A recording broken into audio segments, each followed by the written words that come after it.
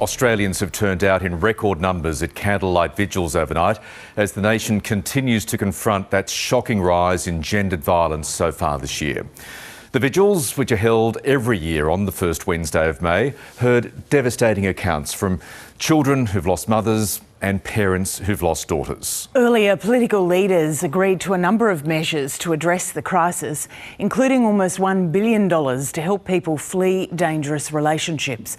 We'll hear from advocacy groups for their reaction to the new measures. But first, let's go to Nicole Hegarty, who's at Parliament House, keeping an eye across all of this. Nicole, good morning to you. We saw the pictures, huge turnouts overnight at these various vigils. It was the same day that these major changes were put forward at National Cabinet. So talk us through it.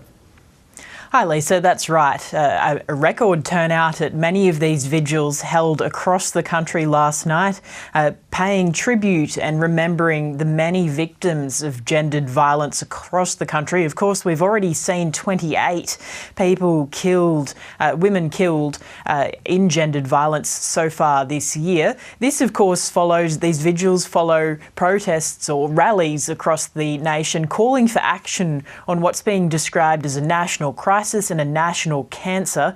Yesterday, we also had the National Cabinet called urgently, an urgent meeting of state and territory leaders, as well as the Prime Minister and the Domestic and Family Violence Commissioner has also addressed that meeting. We heard two main announcements from that. The first being a package of $925 million to reshape and make permanent a Morrison government pilot scheme of financial and other supports for women and children leaving violent situations.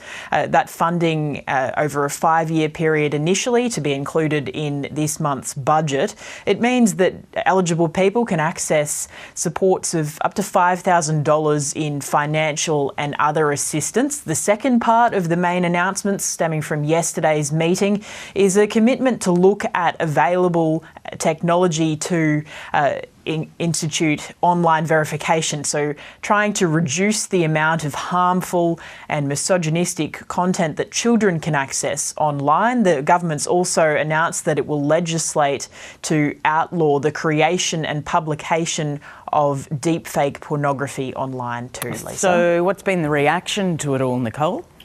Lisa, the reaction so far has been somewhat mixed. There's welcome responses to those measures that I've just highlighted, but the calls remain for a much broader and more significant investment in this area. Some victim survivors are saying they still feel like they haven't been heard, one describing it as a slap in the face, saying that more money needs to be directed to support legal services which help these victim survivors through the long and very painful legal process.